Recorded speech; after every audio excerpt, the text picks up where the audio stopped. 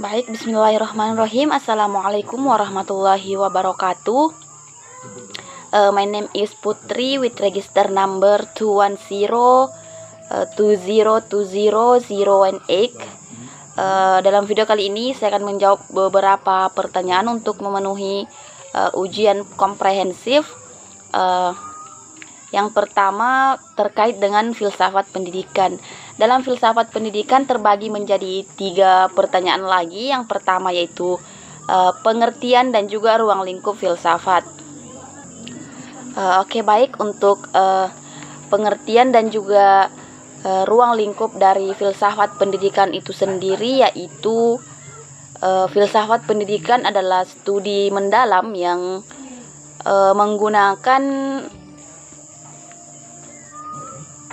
menggunakan akal budi untuk mencari hakikat kebenaran, tujuan, dan juga metode pembelajaran pendidikan melalui pendekatan kritis, sistematis, dan juga kompresif.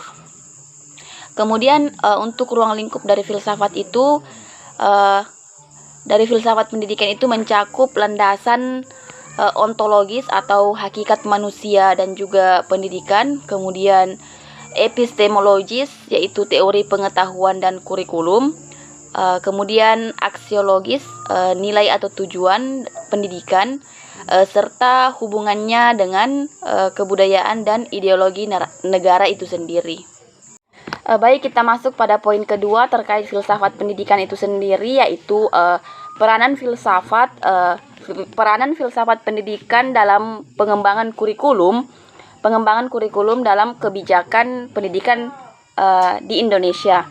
Nah, filsafat pendidikan itu berperan krusial sebagai landasan fundamental dalam pengembangan kurikulum dan juga kebijakan pendidikan, dikarenakan ia menentukan arah, tujuan, isi, serta metode pembelajaran itu sendiri.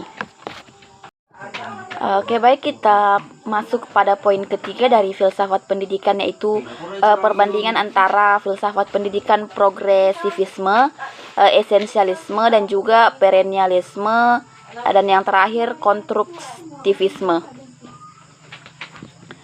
Adapun perbandingan antara keempat aliran filsafat ini terletak pada fokus tujuan, peran guru, dan kurikulum. Esensialisme menekankan dasar akademik tradisional, sedangkan perennialisme berpikir pada nilai abadi atau klasik, and then progresivisme mengutamakan pengalaman dan fleksibilitas, dan yang terakhir konstruktivisme menekankan siswa membangun pengetahuan sendiri. Jadi itulah tadi beberapa perbedaan antara keempat aliran dalam filsafat pendidikan.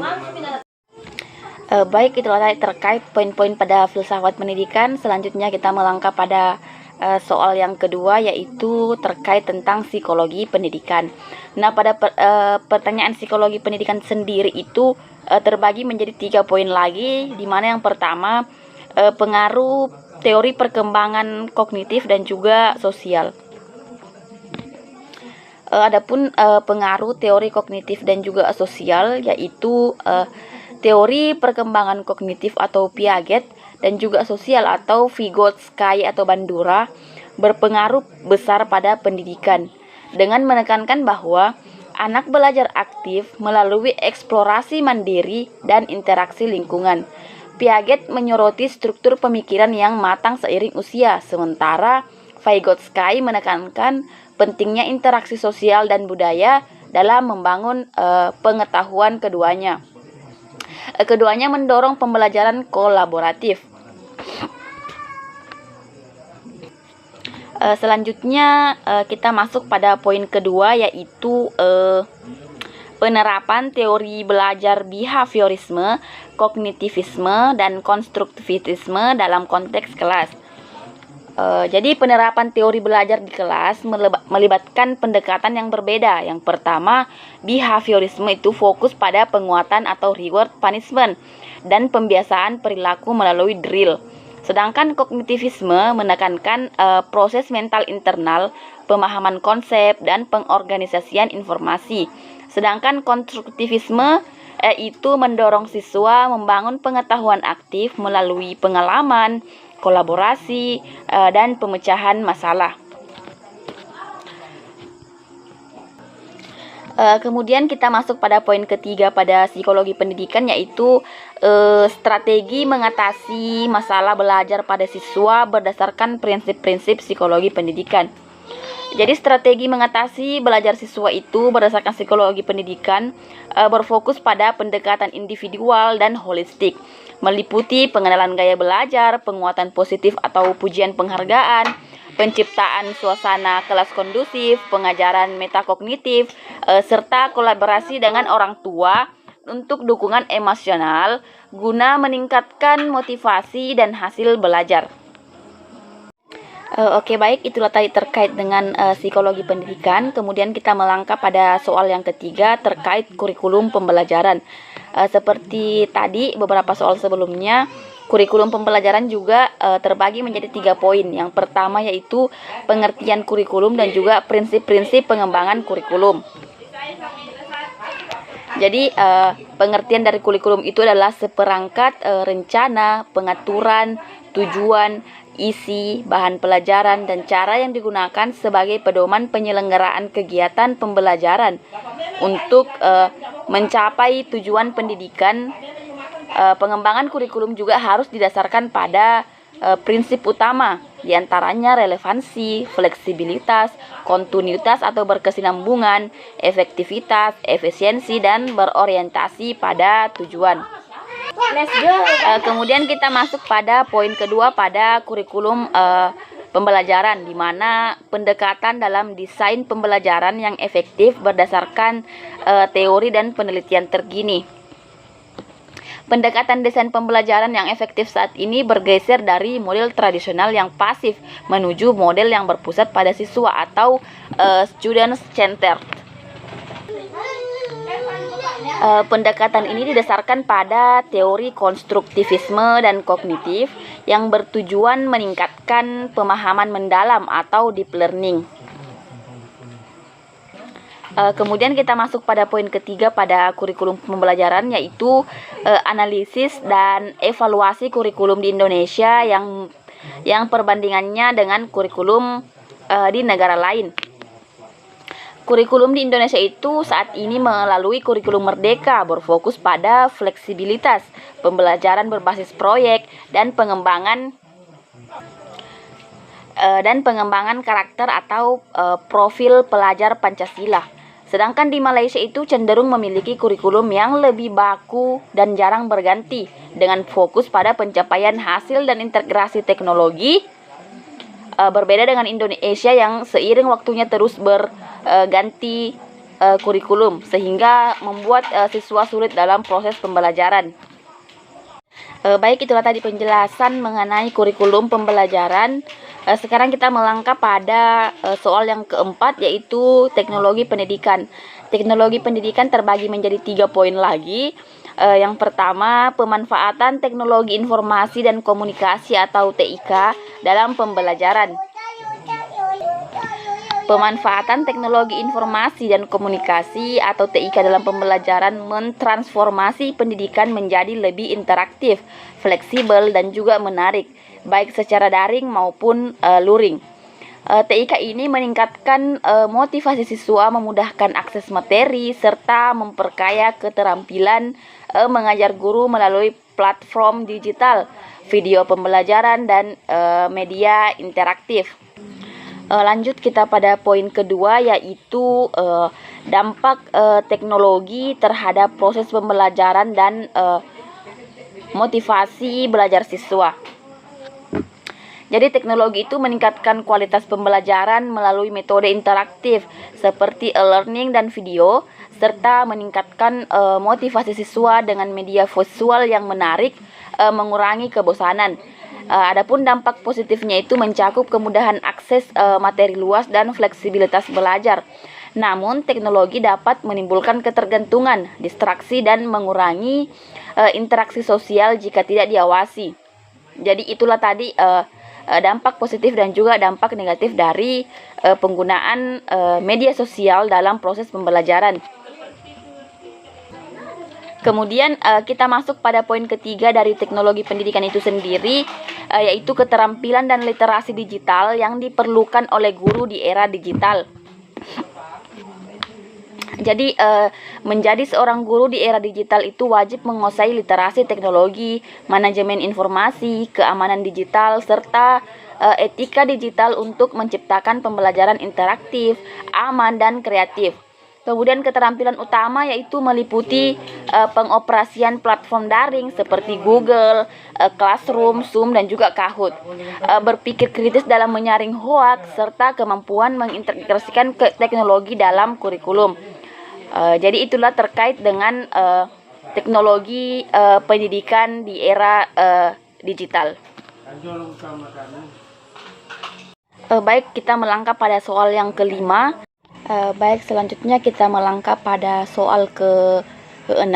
Adapun poin-poinnya itu yang pertama saya akan menjelaskan tentang penerapan pendekatan disiplin positif dan pencegahan konflik di kelas. Jadi penerapan disiplin positif di kelas berfokus pada membangun kesadaran diri dan karakter siswa tanpa hukuman fisik atau psikis, menggunakan pendekatan relasional, saling menghormati, dan logis. Kemudian ada pun pencegahan konflik dilakukan melalui kesepakatan kelas, segitiga restitusi atau menstabilkan identitas, validasi, dan juga keyakinan, serta komunikasi empatik untuk menciptakan lingkungan belajar aman, kondusif, dan partisipatif. Selanjutnya kita masuk pada poin yang kedua. Kita masuk pada poin yang kedua, yaitu evaluasi dan juga refleksi praktik pengelolaan kelas. Jadi evaluasi dan refleksi pengelolaan kelas bertujuan meningkatkan kualitas pembelajaran melalui peninjauan kritis dan tindakan atas tindakan guru, efektivitas lingkungan belajar, dan respons siswa. Evaluasi mengukur keberhasilan rencana dibandingkan hasil nyata, sedangkan refleksi menganalisis alasan di balik kejadian tersebut. Tindak lanjutnya melibatkan perbaikan metode, manajemen waktu, dan pendekatan pedagogis. Selanjutnya kita masuk pada soal ke-7 terkait dengan pendidikan inklusif. Pada poin pertama saya akan menjelaskan tentang prinsip dan praktik pendidikan inklusif dalam melayani kebutuhan pendidikan bagi semua siswa, termasuk siswa yang berkebutuhan khusus. Pendidikan inklusif adalah sistem pendidikan yang memberikan kesempatan kepada semua peserta didik, termasuk yang memiliki kebutuhan khusus atau ABK, untuk belajar bersama di kelas reguler. Prinsip utamanya meliputi kesetaraan tanpa diskriminasi, fleksibilitas kurikulum, serta kolaborasi antara guru, orang tua, dan ahli. Praktik inklusif melibatkan penyesuaian metode pembelajaran, penyediaan sarana ramah disabilitas, dan evaluasi berbasis kebutuhan individual. Kemudian kita masuk pada poin yang kedua pada pendidikan inklusif, yaitu strategi dan metode mengajar di kelas inklusif. Adapun strategi mengajar di kelas inklusif itu berfokus pada pendekatan individualisasi dan diferensiasi, di mana guru menyesuaikan kurikulum, metode, dan lingkungan belajar dengan kebutuhan unik setiap siswa, baik reguler maupun yang berkebutuhan khusus. Metode utama ini meliputi pembelajaran berdiferensiasi, pembelajaran kooperatif atau kelompok, serta penggunaan media atau teknologi asistif untuk memastikan aksesibilitas. Kemudian pada poin ketiga saya akan menjelaskan mengenai peran guru dalam mendukung pendidikan inklusif. Jadi menjadi seorang guru dalam pendidikan inklusif itu berperan penting sebagai fasilitator, motivator, dan agen perubahan yang merancang pembelajaran berdiferensiasi sesuai kebutuhan individu siswa, baik reguler maupun berkebutuhan khusus. Seorang guru ini yang menciptakan lingkungan belajar aman, menghargai keberagaman, dan menerapkan asesmen pada teknologi asistif untuk mendukung potensi akademik dan juga sosial dari masing-masing peserta didik. Selanjutnya kita melangkah kepada soal ke-8 yang terkait tentang pendidikan karakter. Pada poin pertama di soal pendidikan karakter itu saya akan menjelaskan tentang pengertian dan pentingnya pendidikan karakter dalam sistem pendidikan. Jadi pendidikan karakter itu adalah usaha sadar untuk menanamkan nilai-nilai moral, etika, dan budi pekerti seperti kejujuran, disiplin, dan juga tanggung jawab agar peserta didik mampu menerapkan kebaikan dalam tindakan sehari-hari seperti knowing, loving, and doing the good.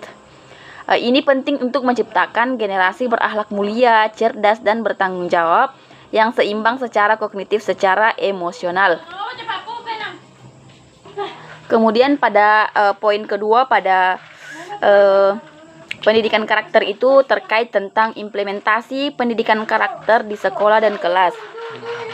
Implementasi pendidikan karakter di sekolah dan kelas dilakukan melalui pendekatan holistik yang mengintegrasikan nilai-nilai moral ke dalam kurikulum, kultur sekolah, dan juga kegiatan ekstrakurikuler. Strategi utamanya itu meliputi teladan guru, pembiasaan budaya positif, integrasi dalam pembelajaran dan kerjasama dengan orang tua, guna membentuk siswa berintegritas, disiplin, dan religius. Kemudian pada poin ketiga yaitu evaluasi program pendidikan karakter dan juga tantangannya.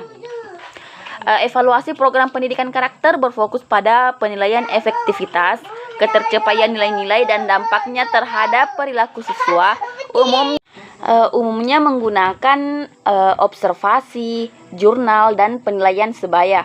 Tantangan utamanya meliputi subjektivitas penilaian, kurangnya pelatihan guru, keterbatasan sarana, dan pengaruh negatif lingkungan sosial.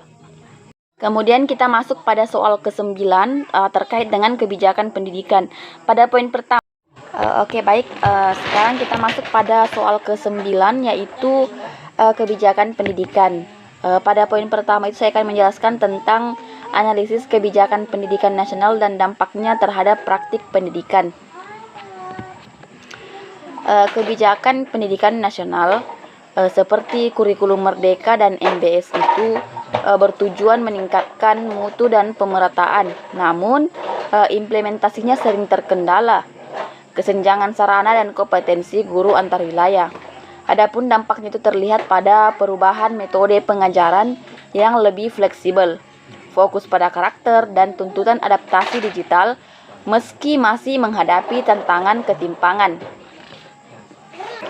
Selanjutnya poin kedua yaitu perbandingan kebijakan pendidikan antar negara.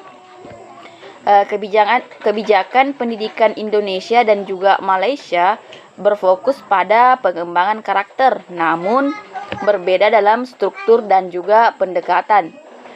Di Indonesia itu sendiri menerapkan kurikulum merdeka atau fleksibel berbasis proyek dengan sistem 633, sementara Malaysia 6322 lebih terpusat, berstandar tinggi dan terintegrasi teknologi. Malaysia sering dinilai lebih efisien dalam implementasi, sedangkan Indonesia unggul dalam fleksibilitas pengimplementasi. Kemudian pada poin ketiga yaitu keterlibatan guru dan praktisi pendidikan dalam pengembangan kebijakan pendidikan. Keterlibatan guru dan praktisi pendidikan dalam pengembangan kebijakan nasional di Indonesia merupakan komponen yang krusial untuk memastikan bahwa kebijakan yang dirancang relevan, realistis, dan dapat diimplementasikan di tingkat lapangan kelas. Peran mereka telah berevolusi dari sekadar pelaksana kebijakan menjadi pengembang kurikulum dan agen perubahan atau dengan kata lain katalisator. Selanjutnya pada soal yang terakhir itu terkait dengan profesionalisme seorang guru. Pada poin pertama saya akan menjelaskan tentang standar kompetensi guru dan pengembangan profesional berkelanjutan. Jadi standar kompetensi guru di Indonesia itu mencakup 4 kompetensi utama atau pedagogik. Yang pertama, pedagogik, kepribadian, sosial, dan profesional yang diatur dalam Permendiknas nomor 16 tahun 2007. Pengembangan keprofesian berkelanjutan atau PKB ini wajib dilakukan untuk meningkatkan profesionalisme secara bertahap melalui pengembangan diri, publikasi ilmiah, dan juga karya inovatif. Pada poin kedua yaitu etika. Pada poin kedua, saya akan menjelaskan tentang etika profesi guru dan peranannya dalam masyarakat. Etika profesi guru adalah standar moral dan pedoman perilaku yang wajib ditaati pendidik, seperti integritas, kejujuran, dan objektivitas, untuk menjamin profesionalisme dalam mendidik, mengajar, dan melatih. Adapun perannya dalam masyarakat adalah menjadi teladan, agen perubahan karakter, serta menjalin hubungan baik guna meningkatkan mutu pendidikan dan kepercayaan publik. Yang terakhir tentang tantangan dan juga peluang dalam profesi keguruan di era digital.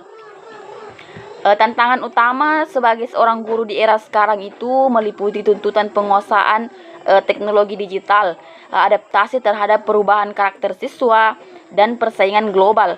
Sementara peluangnya itu terbuka melalui akses sumber belajar yang luas, pengembangan inovasi pembelajaran, serta meningkatkan kompetensi profesional secara mandiri. Guru juga harus bertransformasi menjadi fasilitator, inovator, dan mentor yang mampu menanamkan karakter di tengah-tengah arus informasi. Makanya pada era digital sekarang itu seorang guru juga harus mengikuti perubahan digital yang tidak hanya menggunakan metode pembelajaran yang berbasis tradisional yang tidak menggunakan alat-alat teknologi di masa sekarang. Baik, sekian penjelasan saya tentang beberapa pertanyaan untuk memenuhi ujian komprehensif. Sekian, wassalamualaikum warahmatullahi wabarakatuh.